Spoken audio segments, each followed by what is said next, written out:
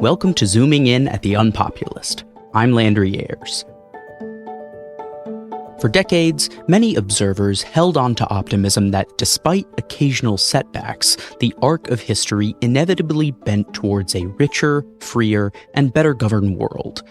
However, the political turbulence witnessed across established democracies in the past decade has shattered this optimism and exposed deeper problems. Today, the UnPopulist's editor-in-chief, Shikha is joined by Brink Lindsay, senior vice president at the Niskanen Center and writer behind the Substack, The Permanent Problem. Shikha and Brink explore Brink's central concept, the permanent problem, or how mass affluence has radically transformed human expectations, leading people to seek not just basic needs, but also fulfillment, meaning, and belonging, and how paradoxically, this success has led to a crisis of legitimacy for liberal democracy, as the institutions that delivered such prosperity are now struggling to meet these new, elevated expectations. We hope you enjoy.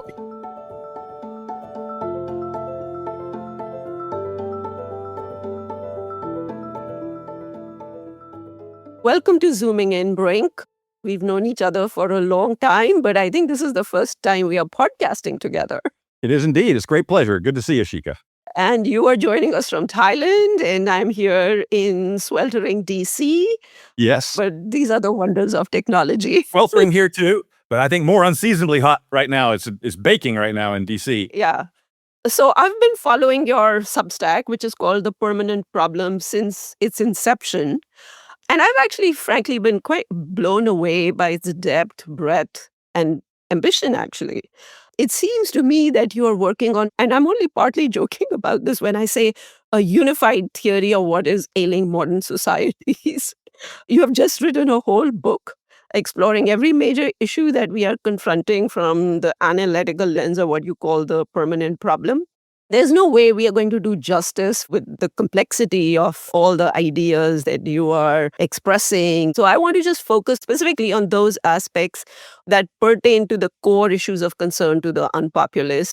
We are concerned about the fate of liberalism in this rising tide of authoritarianism of many different varieties. And indeed, it was Trump's nomination and then election in 2016 that led me to think problems in America and politics were much more profound than I had ever previously come to grips with. Yeah. America wasn't unique. The same kind of thing was happening all over the place. And so it seemed to me that fundamental social and cultural forces must be driving what's going on. And it was trying to pull on that string and try to figure out what has gone wrong and what we might do about it at a deeper level than at the policy wonkery that I do on a day-to-day basis. Yeah. That led me to start the Substack and then now to write the book. You and me both, because that was exactly my awakening, so to speak. I bought some notion of American exceptionalism after 250 years of Enlightenment liberal democracy. I saw a certain script of populist authoritarianism, a cultish appeal of a leader play out over there back in 2014 when Modi got elected. And I thought, never going to happen here in the great old United States. And lo and behold, 2 years later, it was the same script again, and it was sobering, it was chastening.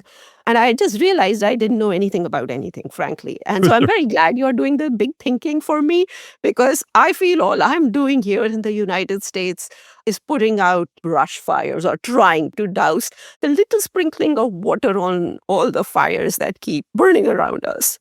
I would say that my life is in its third phase of overall worldview.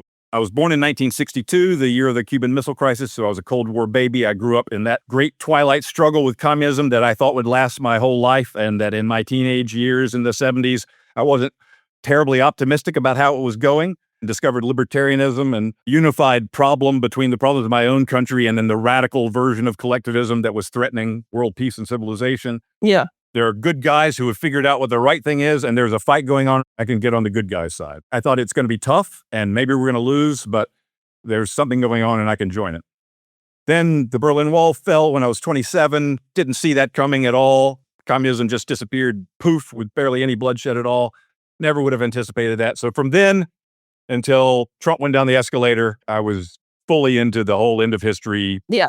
That it was 2 steps forward, 1 step back, but the path of least resistance was towards a richer, freer, better governed world. things have gone wrong and people know that it's wrong, but they haven't really put their finger on why, and there's a lot of floundering.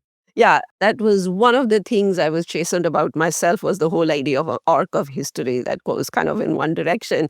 I'm actually beginning to come around much more to the Hindu view of things, and I'm not a practicing Hindu, but the cyclical nature of. Yeah, there's much more cyclical nature of history than I had previously thought. Right. I had figured that cyclical history belonged to the Malthusian past and we'd broken out of it, but I'm afraid not. Yeah. Well, that's what we are going to get into right now. So tell me, what is this permanent problem and how does it intersect with liberalism? Liberalism, after all, is a system that is committed to toleration, pluralism, and defending the equal dignity of all. That means that when political leaders in a liberal democracy become overbearing and withhold the equal protection of the law from everyone, there are institutions of checks and balances that force them to mend their ways. In the economic realm, it means allowing the free enterprise to harness our animal spirits and make everyone materially better off, a prerequisite for the pursuit of happiness. Why is all this running into the permanent problem?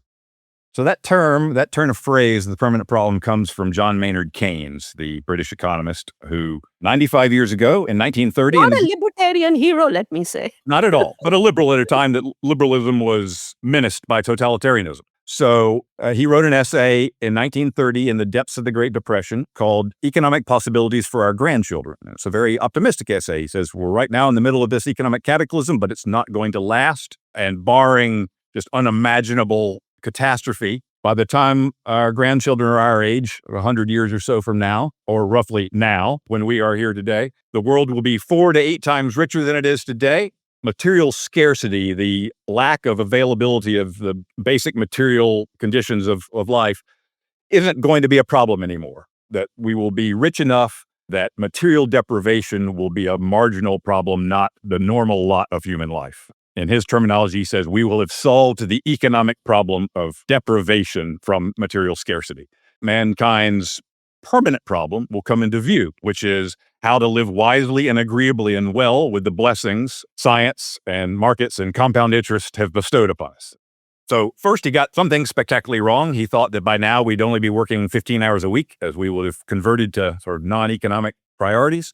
But he also said that this transition is not going to be easy. It's changing the habits of untold generations. And he said to look forward to something like a general social nervous breakdown. That struck me as a pretty good description of where we are right now in the middle of a kind of general social nervous breakdown. He supplies kind of the basic reason why, that we're stuck between having solved the economic problem and having mastered or even risen credibly to the challenge of the permanent problem. We have achieved material plenty, and as a result, people's expectations of life have been radically transformed. They now expect a fulfilling life. They expect challenge and belonging and meaning, not just 3 meals a day and a roof over your head. Right now, those expectations are not being met for most people. And in fact, not only has mass affluence raised expectations that thus far it is not succeeding in meeting for a lot of people, but also economic change since mass affluence, the development of the service information economy, and also cultural responses to mass affluence have made the transition to mass flourishing much more difficult. That is, they have introduced problems and dysfunctions that make it harder for the good life to be available to more people. All that liberal democracy promised it would deliver, it has in fact delivered. If we are facing this next problem of, let's call it crisis of meaning, what you call the permanent problem, you would think that you would need these institutions which have delivered for you very spectacularly on the first rung of the human issues. Would you turn to them now to help you sort these other issues that you are confronting? And yet, liberal democracy is facing a crisis of legitimacy at this point. And this is not just the United States, it's pretty much all over the world. So why have the institutions that have succeeded facing a crisis of legitimacy in their very success? So I think we can distinguish between institutions as social technologies and the broader culture. The institutions of markets are the greatest social technology of liberation ever devised. And the social technologies of liberal governance, of democracy, are the best form of collective problem solving that humanity has devised. But if those institutions are situated in a broader culture that is hostile to human flourishing and indeed is hostile to the health of those institutions, then you have problems. So liberalism has never thought of itself as a complete holistic worldview. It is not self-executing. It is a partial view of how to arrange life amongst people who disagree about a lot of things, and particularly disagree about the good life. How do we set up institutions so that people can pursue different versions of the good life in peace and cooperatively? So for that set of institutions to work, it has to be situated in a supportive culture. Liberalism did not arise until the modern era because the cultural affordances that made liberalism possible didn't exist yet. And so right now, I believe that liberalism, liberal capitalism, has produced mass affluence. Mass affluence has produced circumstances and cultural responses that are sapping the foundations from those institutions.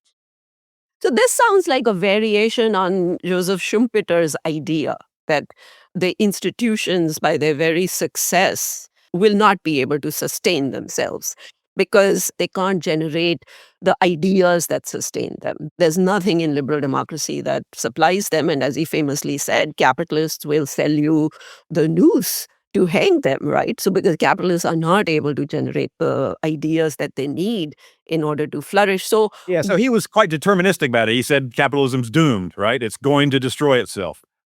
Post-liberals say liberalism is self-destructive. It's doomed to parasitize the culture out of which it came and then produce a culture that destroys it. So I would say that liberalism is always vulnerable, that liberalism is the way to make modernity work for the most people. But it is vulnerable to going wrong. That is, there are illiberal forces always within the culture that can assert themselves and that can gain strength and that can get the upper hand. Post-liberalism now has this very strange argument that, yeah, liberalism made us all rich. It increased the population tenfold. It produced unimaginable technologies that make our lives transformationally better. And yet now, after all these spectacular successes, it's petering out in enemy and alienation and sort of suffocating bureaucracy. Liberalism self-destructed in less than 3 years, from the Declaration of the Rights of Man in 1789 to the Terror. So liberalism's always vulnerable. There it blew up very quickly. Then in the 19th century, liberalism, out of liberal societies emerged the radical socialist challenge, particularly the totalitarian communist variant. And so there, out of the womb of liberalism, arose its antithesis, and that produced, there was a much better argument in the 1930s that liberalism is self-destructive than today, right? You had these massive totalitarian powers, that seemed to be the wave of the future.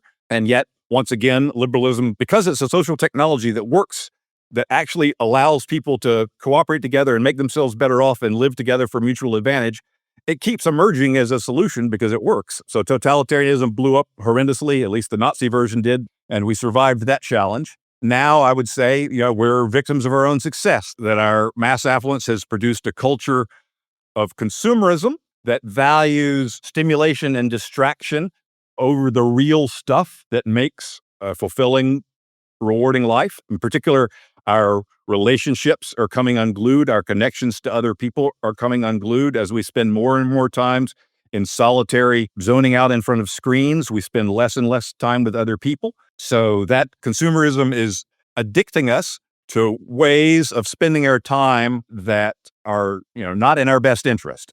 Meanwhile, this kind of broader cultural development of what I call the adversary culture, what neoconservatives in the 60s called the adversary culture, of a belief in the West, in advanced liberal democracies, that these are the most evil, despicable societies that have ever been created, right? They're just steeped in racism and sexism and homophobia, and the history of the rise of the West is the rise of white supremacy and misogyny, right? So that radical culture has seeped out more broadly into, especially over the past decade with the kind of rise of the woke phenomenon, that there is a general disaffection. It started on the left, a disaffection from the institutions of our own society. And now in the kind of horseshoe phenomenon. It is spread to the right, and now the populist right say they're patriotic, but they hate most of the people who live in the country, and they hate most of what they're doing. The right is disaffected, it was always disaffected from Hollywood and liberal professors, but now it's disaffected from the NFL, the NBA, Disney, the army is woke. So the combination of being too distracted to bond with other people and this kind of cultural formation that alienates us from the society in which we live, both of these have helped to create the politics that we're now in. So Samuel Huntington had predicted, actually 2 years after the fall of the Berlin Wall, that all previous waves of democratization had been followed by a backlash. Yes. And so in the 1820s, the US extended suffrage to a lot of men, and that's actually created a wave of democratization in Europe. And that was followed, of course, by the Civil War, and then we had Jim Crow and Yes. the complete collapse of the Reconstruction. And Europe was just full of the same thing after the second wave of democratization after the Second World War. Yes. It carried on till 62, and then you saw a reversal. And so he kind of predicted that the democratization after the fall of the Berlin Wall, the color revolutions and what have you, will be followed by a backlash. And as if on cue, 20 years later, you saw a backlash, and he actually gave a very intuitive explanation for it. And his basic explanation was that the memory of authoritarianism fades. And democracy, liberal democracy, is the governing system. It's the human condition that you're never satisfied with what you have. Yes. Your discontent against what exists is going to grow. And since you have no reference point to compare it to, you are going to get longing for something different.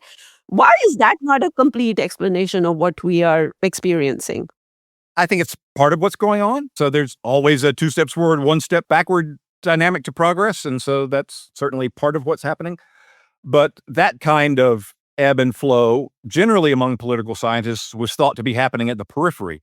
The core democracies were thought to have consolidated. There was an idea of democratic lock-in, that you get rich enough and your democratic institutions are locked in. And there just wasn't any sense within the political science community that Western Europe and the United States were vulnerable to so-called democratic deconsolidation. And yet that's exactly what's happened. So that, I think, is surprising. Well, I never quite appreciated this fully until recently, that before the passage of the Civil Rights Act, the extent to which America was really a two-system country. The Jim Crow South was extremely authoritarian. There was essentially one-party rule over there for almost 100 years. So America always had experience, not at the national level, but at least at the state level, with populists and authoritarians who used to cry freedom and yet advocated oppression of an extreme kind.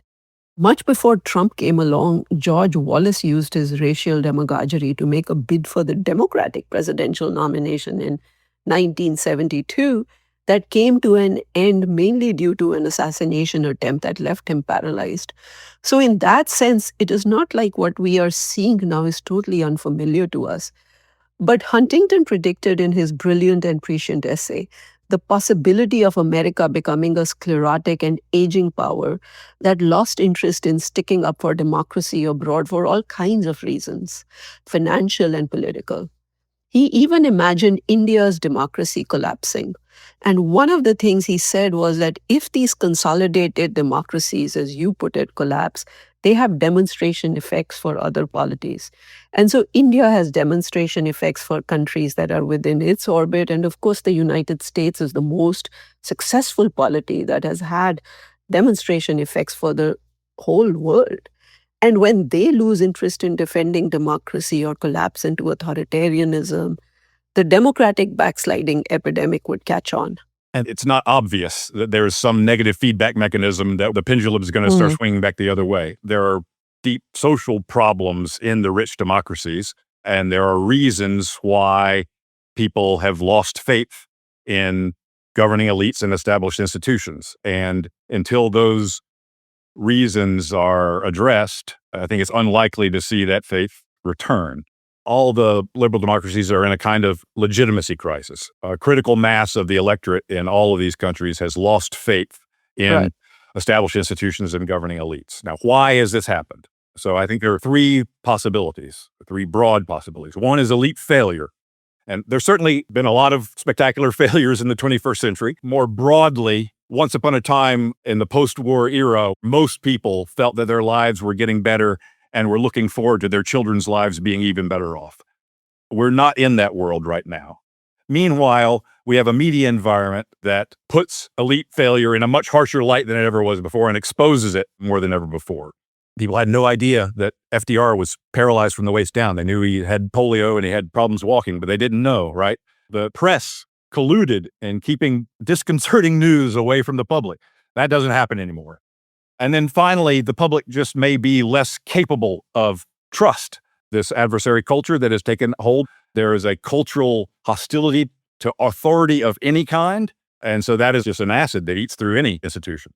Our increasingly post-literate world where people just don't read books anymore, college kids, even at elite schools, can't get through the assignments that previous generations did. We have this culture of ever more fractured attention spans. It's now showing up in a so-called reverse Flynn effect. The Flynn effect refers to the rise in raw IQ scores over the course of the 20th century. Now it's going in the other direction. Raw IQ scores are going lower. I think there is a fundamentally different political culture and a political culture based on the printed word. When people would go and stand for hours and to watch the Lincoln-Douglas debates, there was one debate that went on for 7 hours. They adjourned for dinner so people could go home and then come back. They're not just riffing, right? They were delivering prepared orations that were incredibly complex syntax, and people just listened to them.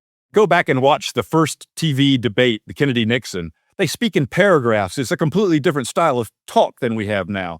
And that has been replaced first by the 30-second spot and now by the meme, which makes the 30-second spot look like really in-depth, you know? So in this culture, it just may be a higher and higher percentage of people just don't get abstractions like separation of powers and rule of law. The public's incapacity for virtuous democratic citizenship is becoming a real problem. So I think all of these things are going on. Huntington was pointing out frustrated expectations, so one version of elite failure. But I think that's one part of a broader toxic soup. Yeah. You have given what I consider to be one of the richest and most complex explanations for this populist backlash. And there are two theories of why we are having this. And one of them is economic progress has stagnated in the West. And the lion's share of productivity gains are really going to the top 25%. And the others are not gaining as much as they used to. To put my cards on the table, that explanation has never really made all that much sense to me because the US has actually been a very high economic performer. And median incomes over here since the Great Recession are at 80,000 per capita. Yeah. It's half of that in Europe. Yet US is the one that is facing the most intense populist backlash in a sense. So that explanation has always left me puzzled a little bit. The other explanation is that it's not so much loss of jobs or loss of wages or stagnation, not material reason, it's status reasons. That, as you were saying, the rise of progressivism and the ever louder demands for recognition for minorities and recognition for the oppression that they have faced is deeply unsettling for dominant classes who are often the ones who are being pointed to as the villains of history. Right. And so there is sort of like this relative shifting of status. And that theory has made a little bit more sense to me, but you offered a really very nice synthesis of the two. So tell us about that. People who focus on the loss of status tend to just focus on loss of whites, male status relative to women and ethnic minorities. But I think there's a broader loss of status of just what would have been called working class people. That kind of industrial working class doesn't exist anymore, so I just call them ordinary people. People not in the highly educated elite. There's been a big status fall in ordinary workers, in the status of ordinary workers. If we just focus on economics and on the dollars, then this story of rising dissatisfaction because of inequality doesn't make any sense because we still have progress. Still, everybody's getting better off. The rate of increase has slowed down for people in the bottom half or people outside the elite, but they're still getting better off. ordinary workers make more money now and work in much cleaner, safer conditions than they did. Their work is just dramatically less socially important than it was in the past. Industrialization was a mass mobilization enterprise. Technological progress depended upon mass inputs of brute physical labor to man those machines. So that was a huge vulnerability for capitalism. It required putting a bunch of people in very hard conditions, right? Being dominated by tough bosses, working in loud, dangerous, hot conditions, basically trading your bodily health for money. Either over the course of a lifetime, your body's going to get broken, or it may get broken in a second. So that's a hard bargain, and people didn't swallow it easily. So we got socialism, we got class warfare out of that, and expressed most critically in Cold War division between communist and free worlds, and a nuclear showdown, and the possibility of civilizational annihilation. So that's real instability, right? The upside was that depending on ordinary people to make those machines work, to make society go, and not just to make us richer. When you had a steel strike, it not only threatened the American economy, it threatened the American military machine, and therefore the whole world's freedom. So there was geopolitical significance in a steel strike in a way that nothing like that exists anymore. So once upon a time, workers had it tough, but they knew that they were a crucial contributor to the progressive elements of society. They were deployed on the technological frontier. Now, technological progress has basically weaned itself of dependence on brute physical labor. It still outsources some to poor countries, but mostly technological progress now depends more and more on just highly trained, technically skilled people. And so ordinary workers without those skills are shunted off into the kind of periphery of the economy, into personal services and retail and work that's fine, right? But just doesn't have the existential importance, and therefore isn't valued in the culture like it once was. So all cultures, capitalist and communist, they celebrated the worker. The American composer wrote the Fanfare for the Common Man in the 1930s. You see all the wonderful Art Deco murals from WTA projects in the 1930s of these burly, muscled steel workers and construction workers. There's no kind of glorification of call center workers or Walmart greeters, right? So the status of ordinary work has declined greatly. Meanwhile, though, for women and minorities, economic opportunities now have been increasing since the 1960s, at the same time that generally the working class's status has been in decline. So there has been some amelioration of this phenomenon for women and minorities, but white men have just completely taken it on the chin. So in terms of status losses, it is the most severe there. And so the kind of search for scapegoating that emerges under those circumstances is not terribly surprising. But the status loss is real, and it's broader than just a racial or sexual thing. Right. But you also make this point that along with the loss of status in the workplace, there is a loss of prestige socially. And at the same time that the knowledge workers are not only more highly valued, they're also wealthier. And they are able to then muster the political system in their favor. And the spiral downwards keeps increasing. And you've talked about how intellectual property rules have changed because it's a knowledge workers economy and the whole system is responding to their needs. Yes. They have the prestige, they have the power, and the ordinary people are becoming less and less empowered. So you have like this combination of factors. There's a loss of a meaning, there is a loss of prestige, there is a loss of power, and it's feeding on itself. Yeah. So ordinary people, not just marginalized in economic life, but marginalized in political life as well. So private sector unions were a huge vehicle through which ordinary people were politically active and exerted a lot of influence. But beyond that, there are all kinds of mass membership organizations, both rural-oriented and Chamber of Commerce-y kind of groups that had local chapters. People would join them, participate in them. The national leadership would emerge out of those local chapters. Those groups had a lot of sway in American political life. Over the course of the 1960s, not only deunionization, but all of those mass membership organizations got supplanted by professionally staffed single-issue groups. So the whole nature of political life got professionalized. Meanwhile, politics professionalized. There's a whole industry of campaign consultants and pollsters now in a way there wasn't. So all the political life is now managed by highly educated white-collar workers. And the active participation in political life that ordinary people had through unions and through mass membership organizations has been sidelined. Four-year degree holders are the overwhelming bulk of people in political power. And at the same time, you've had real cultural change, and this adversary culture took hold much more in the college-educated set than it did anywhere else. So at the same time, you've had this divergence of economic fortunes, relative economic fortunes, huge divergence in status. You've also had a cultural separation so that the people who are now lording it over you have values that are very different from yours. They think your values are despicable. They think you're a Neanderthal, and you find their self-righteousness contemptible and despicable. And so you get this real deep cleavage in society growing out of developments that, in many cases, the developments were positive, but the side effects have been very negative. You have identified three things for human flourishing. Projects, anything you do, relationships, and experience. At all those three levels, the knowledge classes, they can find meaning in their work, and they have much more integrated social lives. And the ordinary people, as you've pointed out, are finding less meaning in their lives, and at the same time, their relationships are in trouble. They're facing social disintegration. Yeah, social disintegration is a problem top to bottom in society. You have plenty of upper middle class kids now in a world of hurt emotionally and mental health problems. Smartphone addiction is at least part of the problem, right?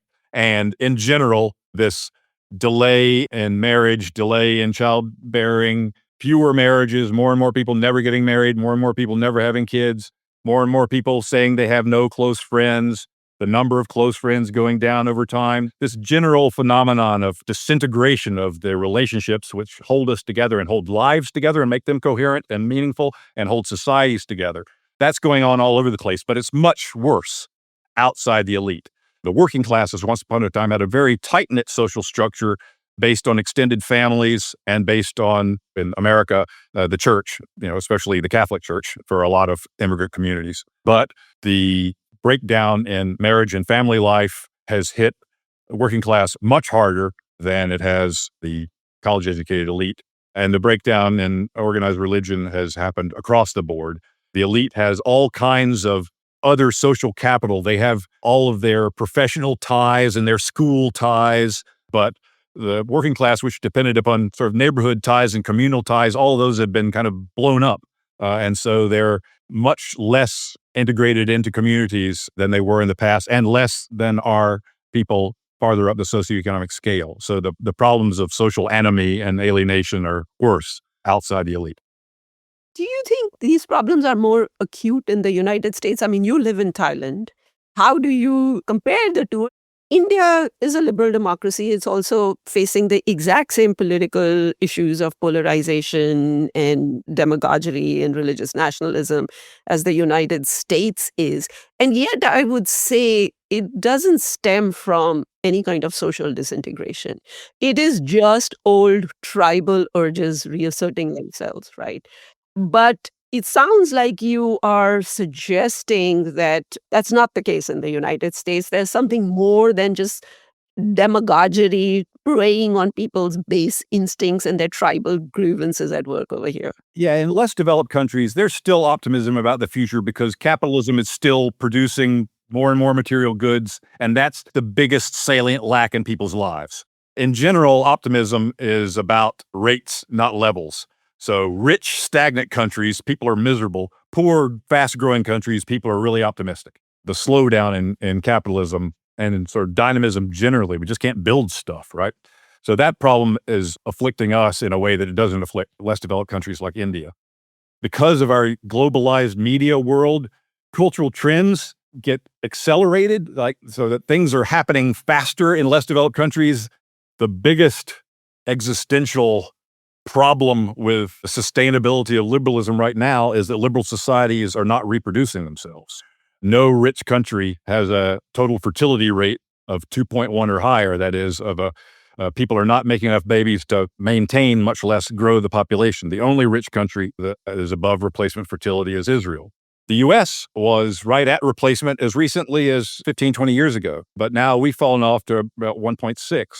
But we still attract a lot of immigrants. So the United States is not looking at population decline anytime soon. But here in Asia, the fertility crisis is much more advanced. In Thailand, we're at 1.3. China's at 1.1 or 1.0. South Korea has gone completely off the deep end at 0.7. Wow. So every 100 South Koreans born today can expect to have 10 grandchildren. 90% of family lines will only last one more generation. That is a spectacular cliff that all of our societies are approaching. Once upon a time, children were, first, they were an act of God. We couldn't control them. And second, they were a profoundly public social act. This was a religious duty to have children. It was a social duty to be an adult. And being an adult meant having kids and raising a family. We have moved into marrying and having children is one more consumer option amongst a whole panoply of ever proliferating consumer options.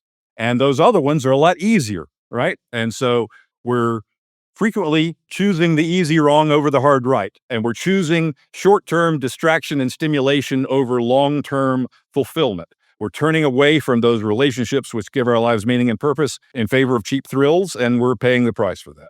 That's happening everywhere right now. Let me throw out this theory to you. I do find that the problem of atomization and loneliness and social disintegration is more acute in the United States than maybe even in Europe, and definitely more than in India.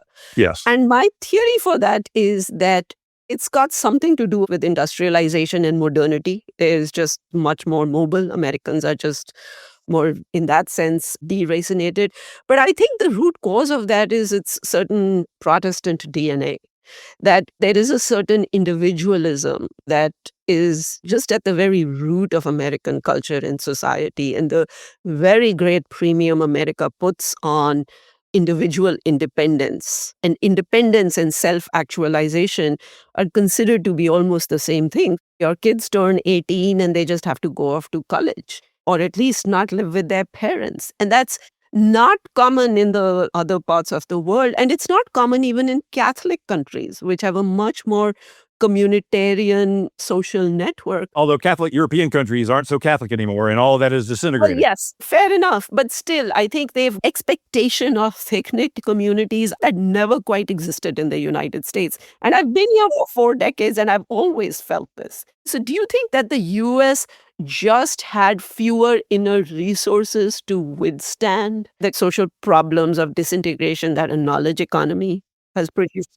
It could be that our culture of don't tread on me individualism is more vulnerable to the pitfalls of hyper distraction than other places. I think this is a global phenomenon, this permanent problem. It's certainly a phenomenon common to all the rich democracies. They're all experiencing this political turbulence, which I think is growing out of deeper social problems and forces. And the way I describe it, instead of talking about liberalism, which I tend to use in that context, just talking about political arrangements, I talk about capitalism, the social system, which is now truly globalized. Liberalism isn't, but capitalism's everywhere. And right now, I say capitalism is undergoing a triple crisis. On the one hand, this crisis of inclusion, this social disintegration. At the macro level, a reemergence of a class divide. At the micro personal level, just a attenuation of vital personal relationships. And then a crisis of dynamism.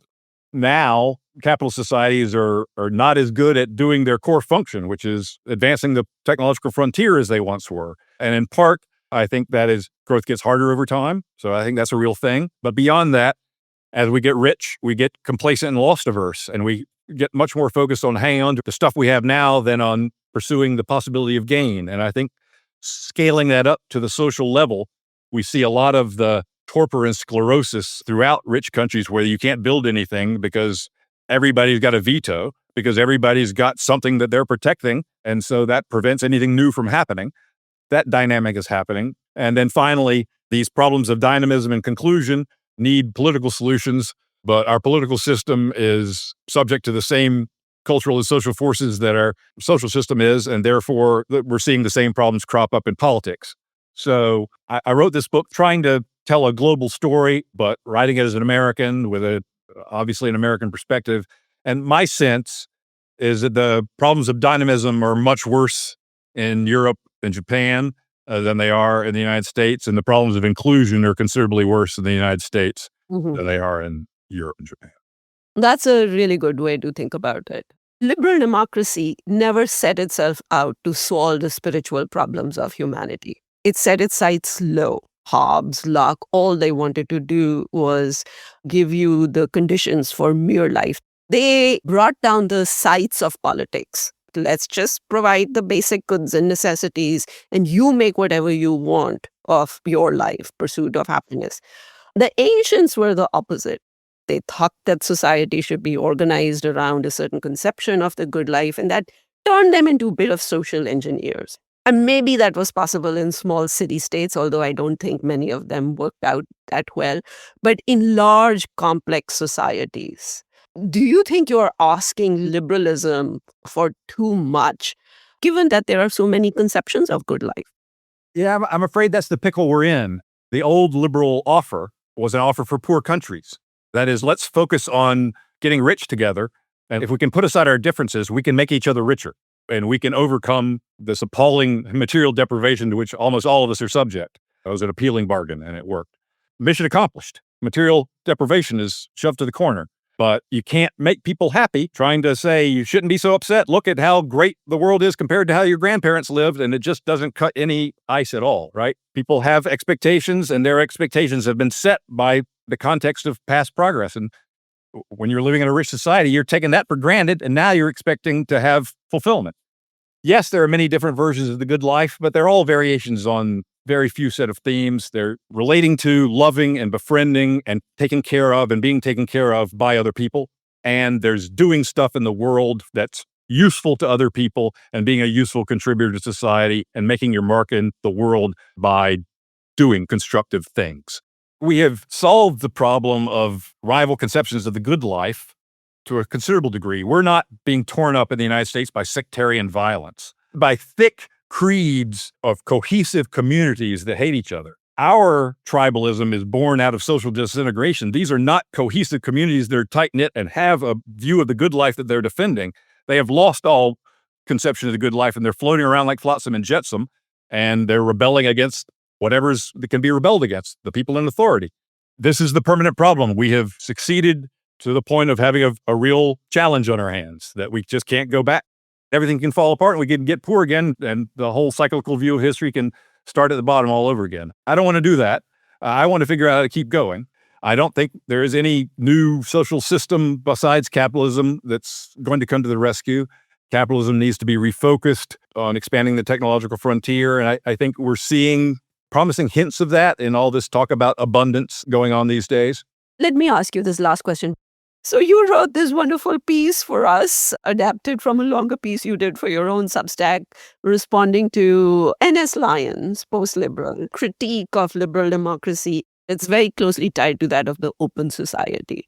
And his basic idea is that liberalism's constant questioning of authority has meant that liberalism has torn down the existing gods of closed societies. There is no authority figure left to give anybody any moral direction. There's no God. None of that has survived the onslaught of open critical inquiry. At the same time, open societies haven't replaced the gods that they tore down with new gods. So that's the crisis we are in. Now, that has echoes with your own thinking, but you also depart from them in very significant ways. Yeah, so Lyons in particular, and post-liberals more generally, when they're just criticizing things that are going on in the culture right now, I can nod my head in agreement a lot. In particular, the suffocating rise of managerialism and bureaucracy, they have a real point. When they're talking about things that are going wrong, the post-liberals, I think, are on pretty solid ground. Identifying what the problem is, I think they're absolutely wrong. Seeing right-wing populism as a constructive response, I think, is profoundly misguided. His cultural critique and mine sound quite similar, but he wants to blame this on the rise of liberalism 300 years ago and principles of free inquiry and open debate, when that went on for a long time and suffered all kinds of other challenges, French Revolution, communism, all kinds of other things, but produced enormous benefits for mankind. Neither I nor N.S. Lyons would be here in a world without liberalism and without the capitalist wealth revolution it helped to usher in. So I think all of his complaints are complaints about liberal societies since mass affluence. So I think it's about how liberal societies have dealt with mass affluence, not about something deep in the basis of individualism or individual liberty. And then the idea that the strong gods of tight-knit community and faith are returning through MAGA is just preposterous. This is just every bit as cringe-inducing as the lefty political pilgrims who would wander around starry-eyed on guided tours of Mao's China thinking they'd seen something wonderful, when in fact they were in a horrible dystopia. So the idea that Trump and Trumpism is an agent of cultural renewal is just preposterous. It's a symptom of cultural collapse. So yeah, a godless man reviving gods. Brink, this was great. No, great chat. Thank you for listening to Zooming In, a project of the UnPopulist. To get all of the updates from our new series, Executive Watch, make sure to subscribe for free at theunpopulist.net. Until next time.